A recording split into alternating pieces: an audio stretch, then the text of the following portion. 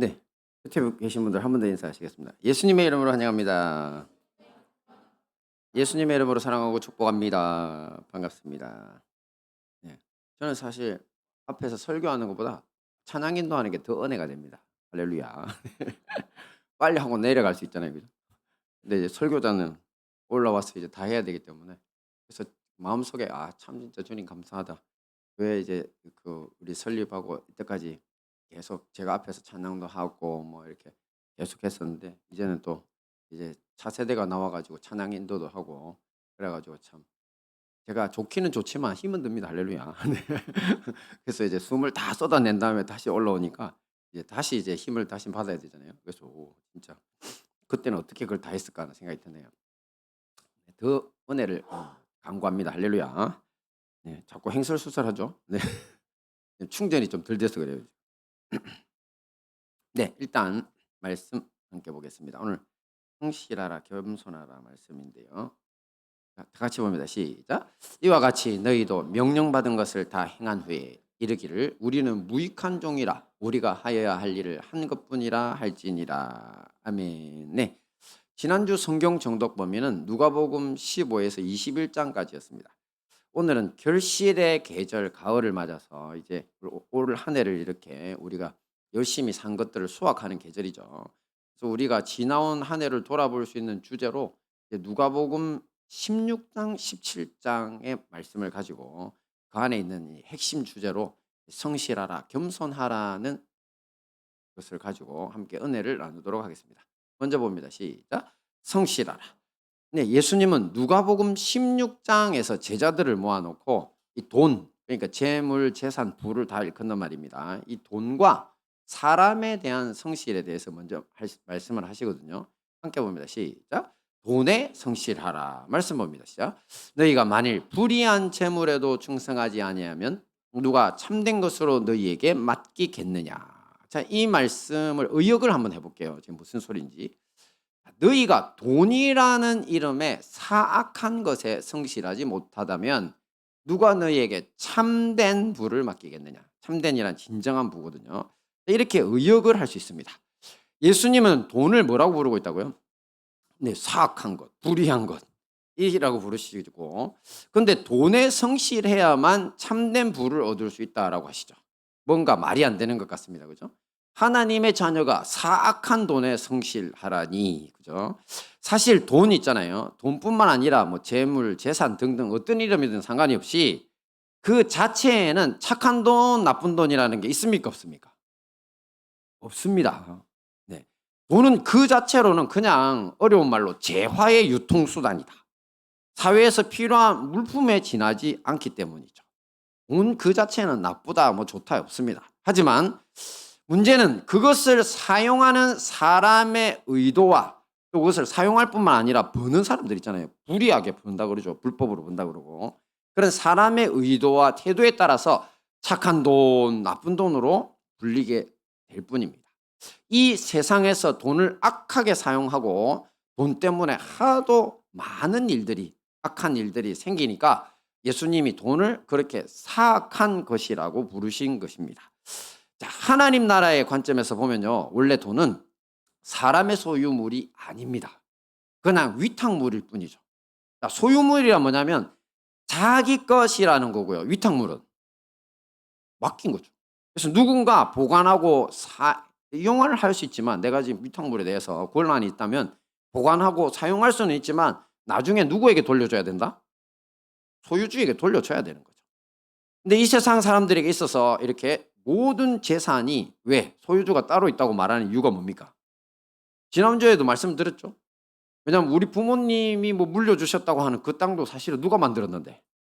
하나님 창조주가 만드셨으니까 그분이 누구에게 줬든 자기가 물려받았든 그것은 그분 진짜 주인이신 창조주 하나님이 잠시 맡긴 것에 불과하다는 겁니다.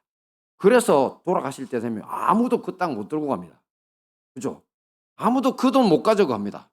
제가 어릴 때 제사 우리 집안 다 제사 지냈는데 진짜 신기한 게 돌아가신 분들한테 이제 노잣돈 해라고 돈을 태워준다고. 근데 알고 봤더니만 종이 조각이더만. 지전이더만 지전. 그래 갖고 저걸 들고 가서 뭘 사 먹어요? 제가 그래 근데. 사 먹을 필요가 없대요, 죽어서. 그래서 제 속으로 죽어서 사 먹을 필요도 없는데 돈을 왜 준대? 안 그래요? 그러니까 쇼만 하는 거예요. 생쇼만 하는 거죠. 그럼에도 불구하고 보통 사람들은 이 점을 망각합니다. 그리고는 자기가 가진 재산을 부모에게 물려받았거나 자기가 피땀 흘려서 벌었다고만 생각합니다. 하지만 아니라고 했죠. 오직 하나님이 그 돈 벌 수 있도록 도와주셨고 물려받을 수 있도록 허락하셨으니까 지금 내가 가지고 있는 겁니다. 이렇게 하나님이 우리에게 맡겨주신 돈, 재산, 재물을 가지고 해야 할 일이 따로 있다는 거죠. 바로 하나님의 영광과 하나님의 자녀들의 복지를 위해 사용해야 합니다. 이렇게 맡기신 분의 의지에 합당하게 돈을 사용할 때 그 사람을 뭐 하다 부른다고요? 성실하다고 하는 겁니다. 다시 한번 말씀합니다. 시작. 너희가 만일 불의한 재물에도 충성하지 아니하면 누가 참된 것으로 너희에게 맡기겠느냐. 지금 보시는 말씀을 이런 관점에서 다시 살펴보면요. 우리에게 맡겨주신 위탁하신 돈, 그것을 재산을 성실하게 잘 사용하는 사람들에게는요. 미래에 참된 것, 그러니까 참된 부를 주신다고 해석할 수 있죠. 그렇죠? 자, 그 참된 부가 도대체 뭔가? 그것은 이 땅의 돈이나 어떤 재산과도 비교할 수 없을 만큼 소중한 가치, 즉 미래의 영원한 생명과 지극히 복된 새 창조물로서의 삶을 말씀하시는 것입니다. 자, 그렇다고 주님이 주시는 이 참된 부가 단순히 미래 언어에만 국한된 것은 절대 아닙니다. 하나님의 영광과 하나님의 자녀들의 복지를 위해 성실하게 살아가는 모든 사람들에게는 이 땅에 바로 지금 이 순간부터 복이 있습니다. 매일매일의 선물인데요. 그게 참된 부입니다. 그게 다름 아닌 돈으로 살 수 없는 겁니다. 여러분, 마음이 평안하십니까? 여러분이 돈이 있든 없든 평안하냐고요. 그래서 마음에 참된 평안이 없다면요. 아무리 많은 것을 가지고 있어도 소용없습니다. 어제도 저희 가족이 식사하다가 삼성가에 이재용 씨가 뭐랬더라? 우리 어머니가 이혼했는데 아직 결혼 안 했다고 아줌마들이 착하다고 한댔나? 그게 왜 착한지 잘 모르겠네요. 그 아들이 이번에 해군 OCS 장교 들어갔대요. 그 제 후배입니다. 그러면 제가 OCS 95기인데 100몇십 개쯤 되거든요. 근데 하필 힘든 OCS 우리 바다로 갔을까 싶기도 한데 자세는 안 찾아봤어요. 그런데 이제 그런 이야기들을 하면서 이제 무슨 이야기를 했냐면 갑자기 말을 까먹었다. 네, 마음에 참된 평안. 그 집안에 사실 그 씨가 이건희 회장님 그분이 맞잖아요. 제일 사랑하던 막내 딸 돌아가셨잖아. 자살했죠. 근데 그분의 이제 그 남긴 글자는 딱 하나의 유언이 세상에 내 뜻대로 되는 거 아무것도 없다. 말 들어보면 어떤 남자하고 결혼하려는데 집안 안 좋다고 그냥 못하게 해서 그래 됐다고 하더라고요. 그러니까 돈으로 살 수 없는 겁니다. 말 들어보니까 아버지가 막내딸 너무 사랑해가 다른 딸들보다 돈을 미리 엄청 많이 물려줬더만. 그래서 우리나라 재계 그 여성 부부 순위 10위 안에 들었더라고요. 처녀가. 그만큼 돈을 많이 줬었어요. 못 삽니다. 참된 평안은 돈으로 살 수 없습니다. 그리고 돈으로 살 수 없는 것도 뭐 있습니까? 서로를 향한 신뢰와 존중으로 가득한 관계 절대 못 삽니다. 여러분, 관계 중요합니다. 관계 함부로 손대지 마세요. 특히 하나님의 사람들과 맺은 관계들 있잖아요. 그거 돈이라든지 아니면 오해라든지 이상한 것 가지고 자꾸 손대는 거 아닙니다. 그러면 왜 그렇게 되냐면요. 하나님의 영혼은 관계 안에서 행동하시는 분이시잖아요. 그거 모르세요? 하나님이 삼위일체의 하나님의 뜻이 뭐라 그랬습니까? 하나님이 공동체적 존재라고 그랬죠. 성부, 성자, 성령 삼위일체 하나님은요. 공동체적인 분이세요. 그러니까 온 우주를 통틀어 제일 사이 좋은 분이세요. 그런데 그 하나님이 우리를 자기 가족으로 편입해 주셨는데 근데 자꾸 거기다가 돈을 집어넣고 이상한 소문 집어넣고 형제 자매들끼리 그러면 그게 어떻게 됩니까? 그게 사탄 마귀가 역사하는 거죠. 그러니까 제일 중요한 건 뭐냐면요. 신뢰와 존중으로 가득 찬 관계만큼 소중한 부가 없다는 겁니다. 가족들이 서로를 신뢰할 수 없다면 어떻게 됩니까? 형제 자매들이 서로 못 신뢰하면 어떻게 됩니까? 불행하기 그지없고 사실은 하나님의 은혜에서 떠나가기 시작하는 겁니다. 사탄마귀 그걸 원해요. 그래서 말씀드렸잖아요. 사탄마귀 진짜 이름이 뭐라고요?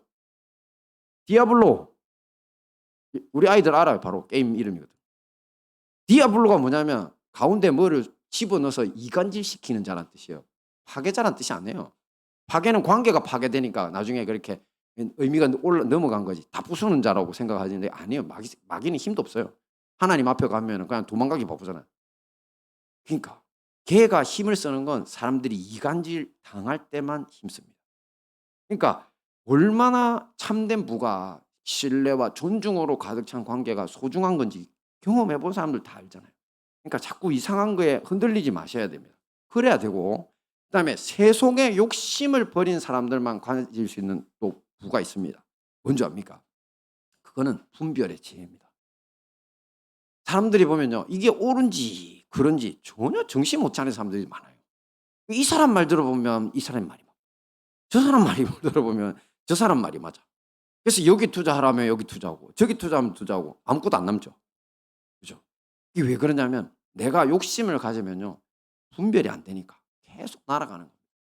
그래서 사람과의 관계도 날아가고 행복도 날아가고 다 날아가거든요. 그런데 이 돈을 하나님의 나라를 위해서 참되게 사용해야 되겠다. 이 성실하게 하는 사람에게는 어떻게 된다고요? 이것들을 분별할 수 있는 그런 능력을 주는 거예요. 그래서 사기꾼들한테 잘 안 당하게 됩니다. 왜? 지혜가 있으니까. 그렇죠? 그러니까 이런 사람들이 참된 부자라는 겁니다. 할렐루야. 우리 모두 이런 진정한 부자 되기에 힘써야 될 것입니다. 자, 예수님 이번에는 사람에 대한 성실을 말씀하십니다. 함께 봅니다. 시작. 사람에게 성실하라. 말씀 봅니다. 무릇 자기 아내를 버리고 다른 데 장가드는 자도 간음함이며 무릇 버림당한 여자에게 장가드는 자도 간음함이니라. 자, 이것은 당시 유대교의 계명 중에서 암맘리에 이혼에 관한 말씀을 제쳐두고 있던 이런 사회적 분위기에 대해서 예수님의 책망의 말씀입니다. 자기 배우자인 아내야말로 자기가 가장 사랑하고 돌봐야 될 대상인데 당시 유대인들은요, 이혼 정서 한 장만 써주면 그냥 된다. 모세율법에 이혼하려면 그냥 정서를 써주라가 돼 있거든요. 이혼 한 장만 써주면 된다 아니었어요. 정서 써주라. 이유가 있어. 주로 가늠한 여자나 내보낼 때 쓰는 거거든요. 근데 내가 이 여자하고 헤어진다. 그거 써주면 된다. 이런 식으로 자기들이 그냥 더 크게 확대 해석해가지고 기분 나쁘면 그냥 이혼 정서 하나 주고 내보내는 겁니다. 안 믿어지시죠?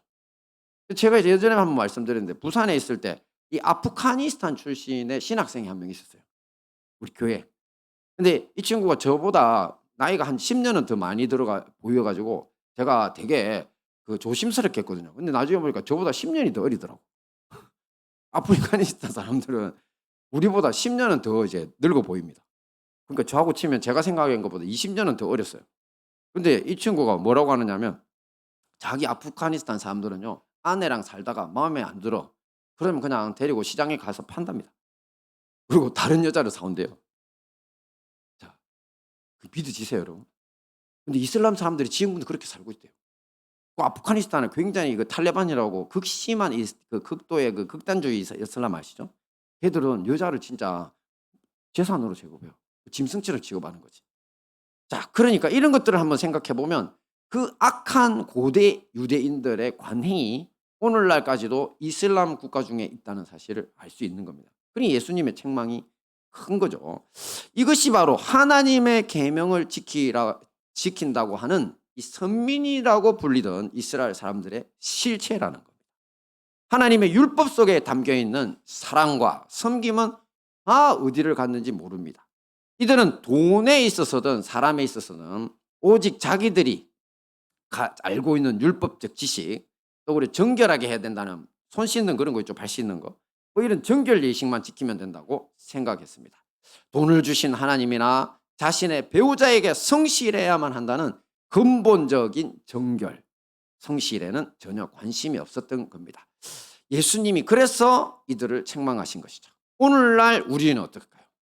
지나온 한 해를 돌아보면 돈에 대해서, 사람에 대해서 예수님의 제자된 우리가 과연 얼마나 성실하게 살았는지 이 시점에 한번 반성해 봐야 합니다.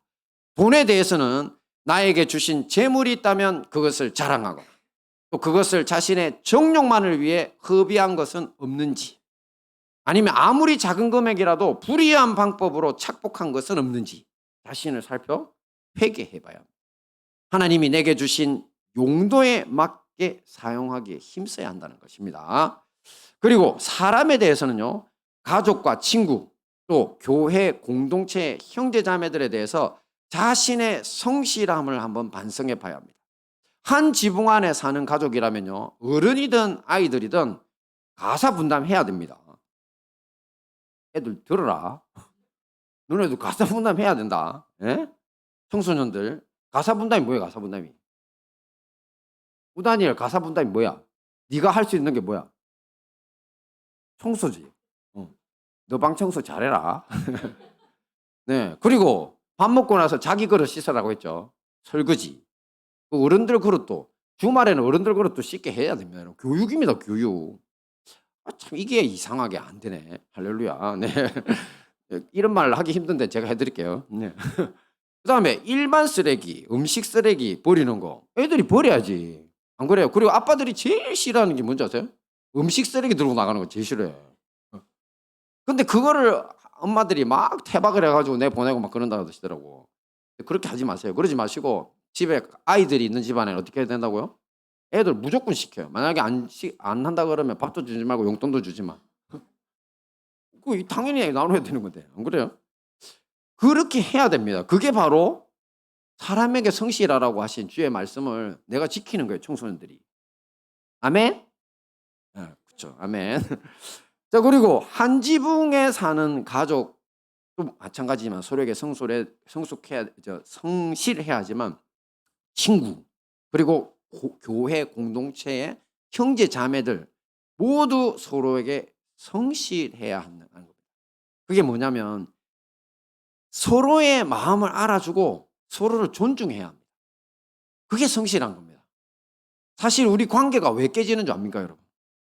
존중이 부족해서. 그리고 누군가 만약에 막 화내고 티격태격 하는 사람이 있다면 그러면 같이 싸우기 전에 한번 생각해 보세요. 제가 사람은 왜 화낸다 그랬어요? 오, 그래도 많이 교육이 됐네. 예, 기대가 하고 뭐 욕망 어떻게 하는데. 예, 욕구의 자절이라고 그랬죠. 그러니까 내가 만약에 누구한테 무례한 사람한테 화가 났다면 내가 어떤 욕구가 좌절된 거예요? 존중받을 욕구가 좌절된 거잖아. 그죠? 그래서 이 자식이 네가 뭐라고 나한테 감히 이렇게 봐 이렇게 하면서 화를 확 내는 거잖아요. 그죠? 그리고 아내가 남편한테 주로 화낸다면 또 뭐예요? 돈 안 줄 때? 그런 건 아니잖아요. 그죠? 거의 다 뭐냐면 아내가 남편한테 화낼 때는 자기 마음을 몰라주는 거잖아요. 하여튼 여성들 언어가 번역하기 쉽지는 않아요. 뭐 예를 들어 집사람한테 뭐 이제 요즘 삐져 있어서 보면 요 그 한 번도 자기를 데리고 밖에 안 나갔대. 네, 그래서 남자들이 이렇게 이야기하거든요. 한 번도 안 데리고 나가기를. 뭐 몇 월 며칠 날도 가고 무슨 날도 가고 막 이렇게 얘기하면 더 화를 심하게 내거든요. 그러니까 여성들의 어법인데 이걸 잘 모르는 거야. 한 번도라는 그 말이 그냥 그만큼 난 나가고 싶단데 내가 번역이 잘 못한 거라겠죠. 근데 남자는 이제 꼴꼴 따지는 걸 좋아하니까 몇 월 며칠 나간 것까지 어디서 먹은 것까지 막 꺼내면 이제 막 집안에 전쟁 나는 거지. 그죠? 그러니까 이제 이런 것들이 사실은 뭐냐면 서로 마음을 잘 몰라주는 겁니다. 근데 자기 마음을 알아달라고 이런 식으로 표현하는 건 사실은 배우자에 대한 존중이 부족한 겁니다. 그죠? 왜냐하면 배우자에게 원하는 걸 이야기하려면 배우자의 언어로 이야기해야 돼요. 사실 남자들은 되게 단순하거든요. 단순해 가지고 아내가 "여보 나 이런 거 원해요. 뭐 이런 날 한번 나가고 싶어요." 이러면 "어 그래? 내가 날짜 잡아 볼게." 이렇게 "좋은 식당 한번 찾아볼게." 이렇게 나오지 그 화낼 남자 없어요. 근데 한 번도 안 데리고 나가고 이러면 바로 열받지. 왜냐하면 한 번도 안 데리고 나간 적이 없거든. 사실과 다른 이야기를 하니까 여자들은 거짓말을 잘해. 이렇게 돼요. 친구들 모이면 그런다니까요. 여자라는 족속하고는 대화가 안 통해. 뭐 이렇게. 그래서 친구들하고만 노는 남자들 있죠. 사실은 누가 내보낸 거예요? 그 아내가 내보내신 거예요. 마음을 몰라주니까. 그래서 서로의 마음을 알아주는 것 그리고 존중하면서 내 언어를 표현하는 것 진짜 중요합니다.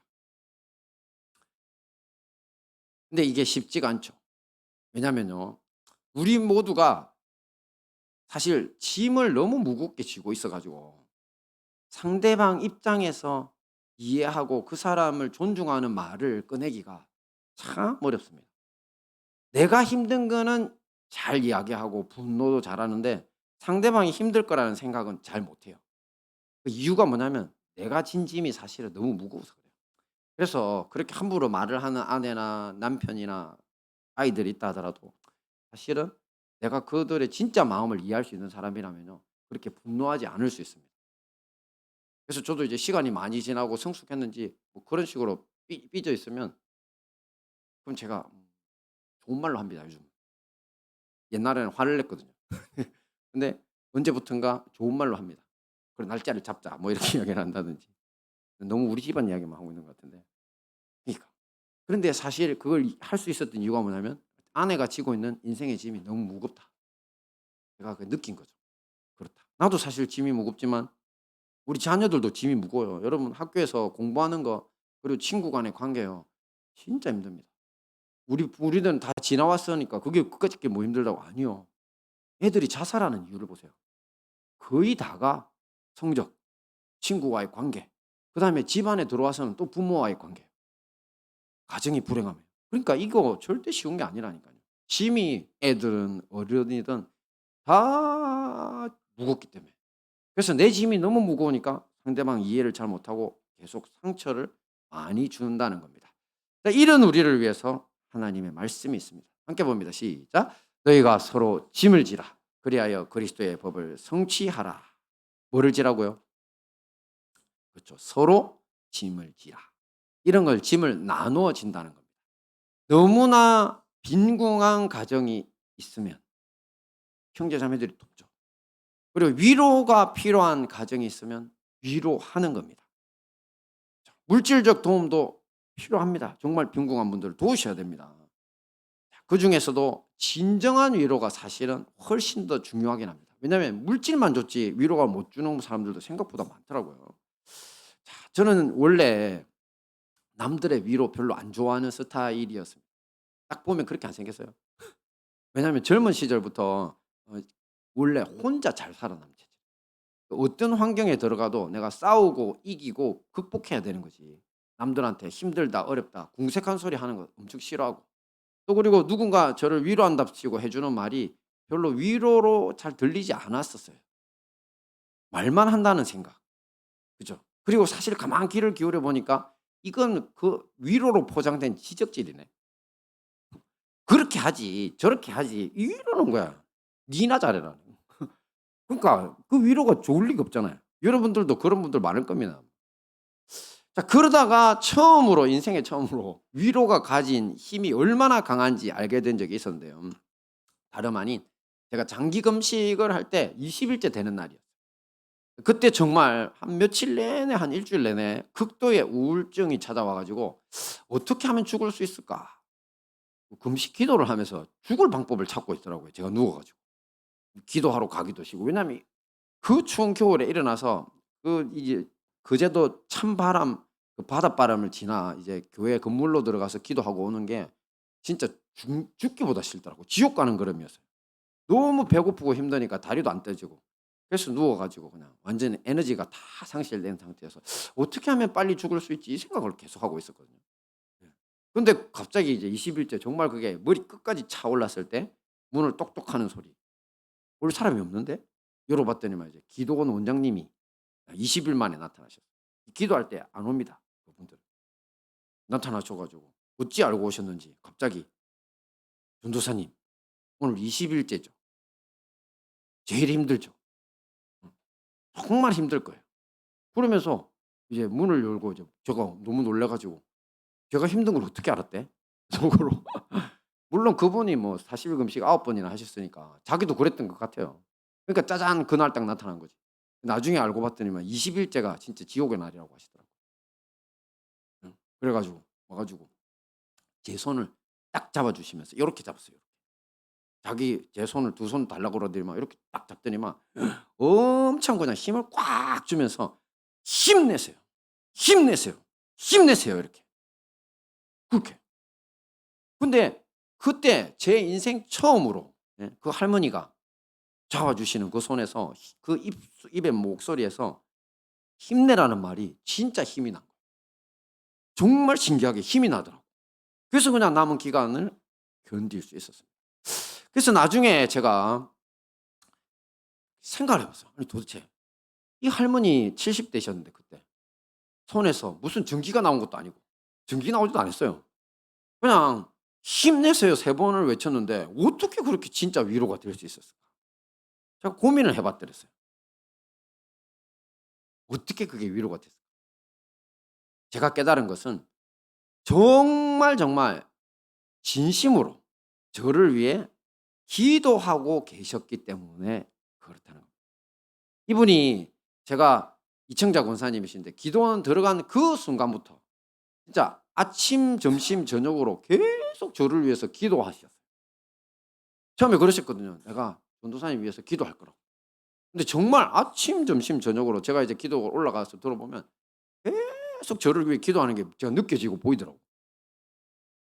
진짜 제가 혼자 기도한 게 아니더라고요. 고통 당한 게 아니고 이분이 곁에서 계속 저를 위해서 밤낮으로 기도해 주셨어요. 그러니까 내 영이 알잖아요. 그죠? 내 기도 들려고. 그러니까 내 그 영으로 기도를 해 주시던 분의 육신의 음성에 제 안에 있는 영이 바로 반응한 겁니다. 정신이 번쩍 뜨이고 살아낼 것 같더라고요. 자, 고 유일한 박사 유한양행 창립자죠. 그분의 유명한 말씀 중에 하나가 "사랑의 동기가 아니라면 아무 말도 하지 말라." 그거하고 똑같은 정신. 중보해 주는 사랑으로 나를 위해 중보 기도해 주는 그 사랑으로 무장된 입술, 또 상대방을 향한 그 긍휼한 마음과 존중의 마음이 진짜 참된 위로를 전달할 수 있다는 거예요. 그러므로 우리 모두 지난 한 해를 돌아보면서 돈에 대해 성실하여 참된 부를 가졌는지 살펴보시고, 그리고 사람에 대해 성실해서 진심 어린 위로로 가족과 친구, 교회 공동체 형제자매들을 위로하는 사람 되었는지 자신을 살펴봐야 됩니다. 교회 다니면서 계속 이런 거 안 된다, 저런 거 안 된다, 이거 부족하다, 이거 없다. 왜 그럽니까? 왜? 그걸 보면서 화나는 사람 입장도 이해는 되지만 그분들은 생각해야 돼요. 이 사람의 진짜 약함이 뭐고 나한테 원하는 게 뭘까? 근데 진정 어린 위로와 사랑이라면 얼마든지 줄 수 있잖아요. 근데 그게 아니라 만약에 다른 게 들어있다면, 그게 아니라 우리 교회가 항상 경계하는 태식화, 자기의 약함을 가지고 남을 조종하는 나쁜 마음, 그거라면 그건 혼내야죠. 그건 무너뜨려야 되는 겁니다. 잘 구분하셔서 지혜로운 하나님의 성실하는 사람으로 서기에 힘써야 될 것입니다. 자, 마지막인데 이 교훈이 좀 긴데 네, 빨리 합시다. 같이 봅니다. 시작. 겸손하라. 예수님은 누가복음 17장 1에서 10절까지 말씀을 통해서 우리에게 끝까지 믿음을 지키고 승리하기 위한 비결을 4가지나 이제 보여주셨는데요. 짧게 짧게 한번 보겠습니다. 근데 이 모든 교훈에 사실은 겸손이 깔려 있습니다. 이 말씀들을 해석하려면 겸손이라는 키워드를 봐야 됩니다. 자, 함께 봅니다. 시작. 실족시키지 말라. 같이 봅니다. 시작. 그가 이 작은 자 중에 하나를 실족하게 할진대 차라리 연자맷돌이 그 목에 매어 바다에 던져지는 것이 나으니라. 여기 작은 자가 누굴까요? 그렇죠. 여기 작은 자는 사실은 다른 말씀에 보면 예수님이 어린아이들 실족시키지 말라 그랬죠. 걔들, 그러니까 우리 청소년들, 말귀 못 알아듣는 애들 마음에 상처 주지 말라는 거고, 그다음에 사실 진짜 이 말씀의 문맥상의 작은 자는요, 세리와 창녀입니다. 이 당시에 사회적으로 소외되고 약한 사람들이죠. 이 사람들이 이제 바리새인을 비롯한 많은 사람들이 사실 저 세리 장녀는 절대 하나님 나라 못 들어가게 막아야지 이렇게 생각했어요. 나쁜 놈들이니까. 어떻게 몸을 팔아서 돈을 벌어? 어떻게 나라를 팔아서 또 착복해? 세리. 세금. 그죠? 그래서 저런 놈들은 절대 하나님의 자녀가 아니니까 하나님 나라 못 들어가게 끝까지 막아야지 이런 마음을 갖고 있었죠. 그리고 또 기독교 지도자였다는 사람들도요, 사실은 교사들임에도 이 약한 사람들에게 나쁜 마음으로 반응하는 사람들이 있었던 겁니다. 악인들인 거죠. 예수님 믿는답시고 창녀들을 이용하고 세리 돈 뜯어내고 이런 것들을 손 내밀고 하는 거죠. 자, 그러니까 이들의 약점을 이용해서 약한 사람들을 착취하거나 거짓된 길로 이끄는 사람들이 제법 있었다는 거죠. 예수님은 이렇게 작은 자를 실족해 한 사람들에게 앞으로 얼마나 무서운 처벌이 기다릴지 짐작조차 할 수 없다고, 그러면서 경고를 하셨죠. 차라리 맷돌을 목에 걸고 바다 밑에 던져지는 처벌이 그 사람한테는 제일 나을 거라고 했죠. 옛날 제가 그 말씀 한번 드린 거 있죠. 제 해군 출신이라서 우리 바다에 이제 뛰내리는데 그때 바닷속이 얼마나 무섭고 두려운지 폭풍우 치는 날이었는데 뭐 훈련하는 입장에서는 그게 폭풍우도 아니었다고 하는데 우리는 폭풍우예요. 바람 엄청 심하게 불고 추워 죽겠고 밑에는 시커멓고 근데 이제 뛰어내리라 코 잡고 그다음에 다리 모아 가지고 그다음에 뛰어내리거든요. 자기 그 번호 불렀나? 뭐 7번 이러면서 뛰어내렸나? 뛰어내렸 퐁 들어갈 때 물속으로 팡 들어갈 때 퐁 한 다음에 이제 몸이 그 뭡니까? 쭉 내려가는 힘을 뭐라 그래요? 중력이죠. 그죠? 부력보다 더 세요. 위에서 뛰어내렸으니까. 쫙 빨려 내려가는데 순간적으로 살고 싶은 의지에 눈을 딱 뜨는데 저 밑에 무슨 지옥 같은 게 보이면서 시커먼 데로 슉 내려가고 있는 거예요. 진짜로 지옥 같더라고. 확 내려. 그래 가지고 그때 제가 수영을 배우고 갔었는데 수영이 어디 있어요. 그냥 개 헤엄을 쳐 가지고 온 입내니까 다 해 가지고 그냥 올라갔거든요. 얼마나 놀래가 올라갔는지 다리에 쥐가 났어요. 보트에 올라가지를 못하겠더라고. 끄집어 올려주는데 그래서 한 서너 명이 붙어 가지고 잡아당겨줬어요. 근데 대부분 그랬어요. 저만 그런 게 아니라 우리 동기들이 다 지옥으로 가는 기분이더라고요. 근데 거기에다가 목에 연자맷돌을 메고 저기다 던져버리면 어떻게 돼요? 다시 올라올 수 있어요 없어요? 얼마나 무서운 벌인데 그게 차라리 제일 나을 거예요. 소자들 약한 사람들 착복하지 마세요. 근데 그 사람들 착복하는 이유가 뭡니까? 네가 내보다 낮은 자니까 내가 이용해도 돼. 그래서 실족시키는. 그러니까 이런 짓 안 하려면 우리 마음에 뭐가 있어야 된다고요? 겸손이 깔려 있어야 돼요. 저 사람들이 낮은 사람들 아니에요. 내가 예수님처럼 밑에 내려가 발 씻겨야 돼요. 높여줘야 돼요. 사람. 우리 모두 그런 사람들에게 힘써야 될 것입니다. 다음 봅니다. 시작. 계속해서 용서하라. 말씀 봅니다. 시작. 너희는 스스로 조심하라. 만일 네 형제가 죄를 범하거든 경고하고 회개하거든 용서하라. 만일 하루에 7번이라도 내게 죄를 짓고 7번 내게 돌아와 내게 회개하노라 하거든 너는 용서하라. 예수님은 누군가를 용서할 때 만일 하루에 7번이라도 네게 죄를 짓고 7번 돌아와 내가 회개하노라 하면 용서하라고 하시죠. 자, 이것은 너의 잘못이 이번이 몇 번째다 몇 번째다 하는 식으로 도덕 점수 매기지 말라는 소리입니다. 왜? 잘못한 사람의 도덕 점수를 매기다 보면 그 점수 매기는 사람 입장에서 뭐가 될까요? 놀랍게 우월의식이 생깁니다. 너 잘못한 것 때문에 내가 화가 났잖아. 이것도 있겠지만 사실은 내가 너보다 훨씬 우월한 존재야 하면서 계속 자기를 높입니다. 근데 자기를 끝까지 높이면 그 사람 뭐 됩니까? 사탄막이 되죠. 그래서 이런 도덕적 우월감에 빠져서는 안 된다는 겁니다. 자, 이건 역시도 예수님이 그러려면 우리가 어떤 태도를 가져야 된다는 거죠? 겸손해야 된다는 거예요. 내가 남의 도덕 점수 매기는 사람들은 다 겸손하지 못해서 그렇다는 거죠. 또 다음 봅니다. 시작. 우리에게 믿음을 다소서. 네 앞에서 예수님께 실족해 하는 일, 또 용서의 태도에 대한 말씀을 들은 사도들의 반응이 바로 이렇다는 겁니다. 함께 봅니다. 시작. 사도들이 주께 여짜오되 우리에게 믿음을 더하소서.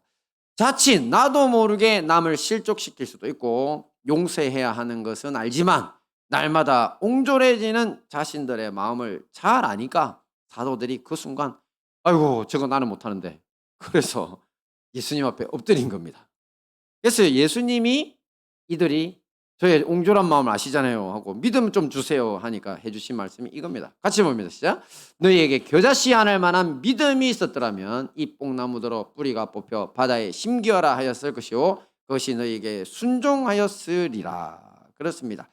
사실 이 말씀을 우리 마태복음에서 할 때는 성전에 대한 저주하고 섞여서 이 말씀이 나오셨죠. 근데 지금은 그보다는 이제 할 수 없는 일을 어떻게 용서도 안 되고 겸손도 안 된다. 그렇죠? 그러니까 우리는 옹졸하기도 하고 남을 이용해 먹으려고 하는 악한 이들인데 주님 저거 어떻게 할 수 있습니까? 이 문맥에서 나온 겁니다. 근데 이 주님께서는 이제 겨자씨만한 믿음만 있으면 다 된다. 근데 이 겨자씨만한 믿음이 어디서 온 믿음인가요, 여러분? 뽕나무 보고. 근데 뽕나무라는 건 저 번역인 거고 저 사람들 로뎀나무입니다. 이 로뎀나무가 뭐냐면 지구상에서 제일 뿌리가 깊은 나무예요. 얘 별명이 영생수거든요. 왜냐하면 얘는요. 어디를 가나 지하수에 있는 데까지 자기 뿌리를 내린대요. 그럼 뿌리가 한 줄기 하나라도 지하수에 딱 닿으면 어떻게 됩니까? 살죠. 그래서 지하수가 아예 없는 땅은 거의 없다고 하더라고요. 그러니까 이 사람들이 사는 거 주변에는. 그러니까 뭐 100 미터든 200 미터든 뭐 내리고 가 가지고 뿌리가 딱 닿기만 하면 그럼 뭐 위쪽은 나무는 다 살잖아요. 그래서 별명이 영생수라니까. 그러니까 얼마나 얘가 뿌리가 깊겠어요. 근데 예수님이 얘 보고 이제 뿌리채 뽑혀 가지고 "바다에 가서 네가 심겨져라. 거기서 살아라." 살 수 있습니까? 바닷물에. 아무리 영생수라도 얘는 민물인데 못 살았거든요. 근데 그렇게 해도 된다고. 그렇게 해도 너희들한테 순종한다고 했어요. 그러니까 이 믿음이 도대체 어떤 믿음이에요? 세상에서는 없는 믿음이죠. 오직 하나님이 선물로 주실 수 있는 믿음이라는 거예요. 그러니까 하나님이 내가 이게 안 돼 가지고 나는 남을 이용하는 사람이고 난 남을 이용해. 그죠? 그리고 나 용서 못 해. 죽어도 못 해. 그런데 그 모든 것들을 극복할 수 있는 믿음이라는 것을 주님이 하늘에서 선물로 줄 수 있다는 겁니다. 그러니 이런 것들을 하나님 앞에 구해라는 것입니다. 할렐루야. 자, 그리고 이제 마지막인가요? 네, 같이 봅니다. 같이 봅니다. 시작. 하나님을 빚진 자 취급하지 마라. 자, 예수님은 밭을 갈거나 양을 치고 돌아온 노예가 받는 대접에 대해서 다음과 같이 말씀해 주십니다. 같이 봅니다. 시작. 너희 중 누구에게 밭을 갈거나 양을 치거나 하는 종이 있어 밭에서 돌아오면 그대로 곧 와 앉아서 먹으라 말할 자가 있느냐. 도리어 그들어 내 먹을 것을 준비하고 띠를 띠고 내가 먹고 마시는 동안 수종 들고 너는 그 후에 먹고 마시라 하지 않겠느냐. 자, 당시 노예들은요 밭이나 들에서 땀 흘려 수고하고 돌아왔다. 그러면 주인이 환대 안 해줬습니다. 그리고 집에 와서는 야, 내 식사 준비해라. 그래가지고 식사 끝날 때까지 수종 들어라. 이렇게 하고 다 하고 나서야 음식을 먹을 수 있었죠. 자, 그렇다고 주인이 야, 너 수고했다 한마디 말 안 해줍니다. 너무 당연한 거였습니다. 그게. 자, 예수님은 제자들에게 이런 말씀을 하시면서 너희들의 태도도 하나님 앞에서의 태도도 이렇게 돼야 된다. 그렇게 말씀을 하시는 거죠. 근데 사실 이게 좀 충격적이죠. 오늘날 우리 입장에서는. 맞죠? 왜? 지금 인권의 시대인데 만약에 누가 이 나를 이렇게 대우한다면 이거는 큰일 날 일인데 하나님이 나한테 그렇게 한다고? 이렇게 하는 거죠. 근데 사실 저는 지금까지 이 예수님의 이런 말씀을 듣고 이렇게 반응한 사람은 아무도 못 만나 봤습니다. 뭐 '당연하나?' 뭐 이런 생각 비스무리하게 받아들이시려고 노력을 해요. 그런데 사실 실상은 좀 안 그래요. 왜냐면 교회 일을 하면서요. 자, 어떤 사람들을 보면 "이 일은 내가 다 했어. 오늘 청소도 내가 다 했다." 그러고. 그리고 "이 비용은 내가 다 냈어." 응? 그리고 또 "나 없으면 이 안 돼 이거. 우리 구역 안 돌아가." 뭐 이런 거 있잖아요. 그러면서 내가 얼마나 교회 일에 교사며 주방이며 찬양팀이며 뭐 학생회, 청년회, 여전도회, 남성교회 구역 일에 뼈 빠지게 고생했는데 등등 자기를 계속 알아달라고 하는 사람들은 생각보다 참 많습니다. 그리고 자기를 알아주지 않는다고 이제 무언의 태도로 그냥 봐도 인사도 잘 안 하고 그냥 삐져 있는 분들도 있고. 그러니까 하나님께 대놓고 못하니까 주로 교회 지도자들에게 하는 거죠. 자, 그러면 사실 인지상정이라는 표현을 갖고 보면 '뭐 일 많이 했으니까 당연한 거 아니야? 누가 좀 알아줘야 되는 거 아니야?' 이렇게 생각하죠. '하나님이 안 알아주면 당신이라도 좀 알아줘야지.' 이거 아닌가요? 근데 예수님이 여기에 대해서 내리신 정답이 뭐라고요? 이겁니다. 같이 봅니다. 시작. 빚쟁이의 태도. 그죠? 내가 하나님 일 했으니 하나님 갚으세요. 아니면 하나님의 종인 목사님이나 교회 지도자들이 갚으세요. 저한테 그렇게 대우를 해 주셔야지. 내가 헌금을 얼마나 많이 하고 말이야. 어? 일을 많이 하는데. 근데 이러고 있다는 거죠. 생각보다 있죠. 많아요, 여러분. 특히 우리 교회처럼 작은 교회는 이런 분들 거의 없습니다. 큰 교회 가면 생각보다 진짜 많습니다. 목회자들이 그것 때문에 쩔쩔 매는 경우가 많아요. 왜냐하면 그렇다고 뭐 어떻게 목회자들 입장에서 어떻게 할 겁니까? 안 그래요? 근데 이게 뭐 하는 태도라고요? 빚쟁이 태도라고. 그러니까 하나님을 빚쟁이로 만드는 태도라고. 이런 분들에 대해서 예수님이 말씀하시죠. 어떤 태도를 바꿔라. 어떻게 바꾸라고요? 같이 보면 시작. 이와 같이 너희도 명령받은 것을 다 행한 후에 이르기를 우리는 무익한 종이라 우리가 하여야 할 일을 한 것뿐이라 할지니라. 그렇습니다. 이게 뭐라고요? 겸손. 자기 낮춰라고. 그죠? 왜 누구를 위해서 낮춰라고? 이렇게 하나님을 빚쟁이로 취급하는 사람 자신을 위해서 낮춰. 왜 그렇게 해야 진짜 하나님이 솔직히 우리 하나님이요 얼마나 진짜 제가 늘 우리 성도님들한테 드리는 말씀 중에 하나 그거 있어요. 하나님은 공짜가 없다. 공짜 없어요. 그분은요 진짜 공짜가 이건 거는 제가 믿음의 선배들한테 들은 말이었거든요. 하나님은 내가 조금만 하나님 기쁘시게 하면 진짜 100배, 1000배, 10,000배 채워주시는 거예요. 그럼 그냥 공짜로 먹고 치우는 분 아니다 이렇게. 공짜 없다.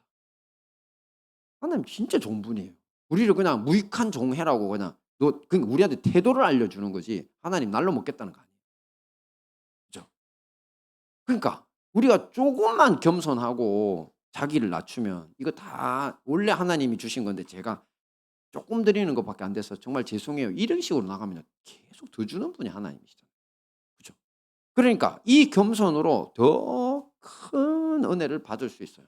근데 이것이 신약에서만 이야기하는 게 아니라 구약에서도 항상 주님이 알려주셨던 이야기예요. 같이 봅니다. 시작. 감사로 제사를 드리는 자가 나를 영화롭게 하나니 그 행위를 옳게 하는 자에게 내가 하나님의 구원을 보이리라. 아멘. 그렇습니다. 어떤 일에도 어떤 사정에도요. 하나님께 감사하는 사람, 형제자매들에게 감사하는 사람, 교회 지도자들에게 감사하는 사람에게는 하나님 뭐를 해주신다고요? 구원이 구출해 준다.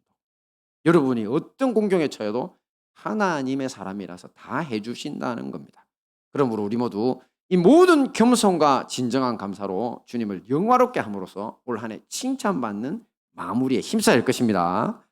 자, 말씀 정리하겠습니다. 오늘 우리는 이 좋은 결실의 계절에 한 해를 잘 마무리 짓고 더 나은 새해를 맞이하기 위해서 누가복음 16, 17장 전체를 한번 다 둘러봤죠. 네, 다 한번 둘러봤는데요. 자, 각각 어떤 것이 있었죠? 첫째, 성실하라. 그렇죠? 뭐에 성실하라 했죠? 돈이랑 사람에게 성실하라 했죠. 마지막은요. 겸손하라 그랬죠. 그 안에 이제 밑바닥에 깔려 있는 교훈이 겸손이라고 했던 것이 실족시키지 말고 용서해라. 또 우리에게 믿음을 더하소서 했던 제자들도 사실 겸손하니까 한 거죠. 그리고 하나님을 빚진 자 취급하지 마라. 자, 이 모든 말씀으로 이 좋은 결실의 계절에 재물과 사람에 대해 성실하고 겸손으로 승리하시는 우리 행복한 다니엘 교회와 형제 교회 성도님들 되시기를 축원합니다. 우리 모두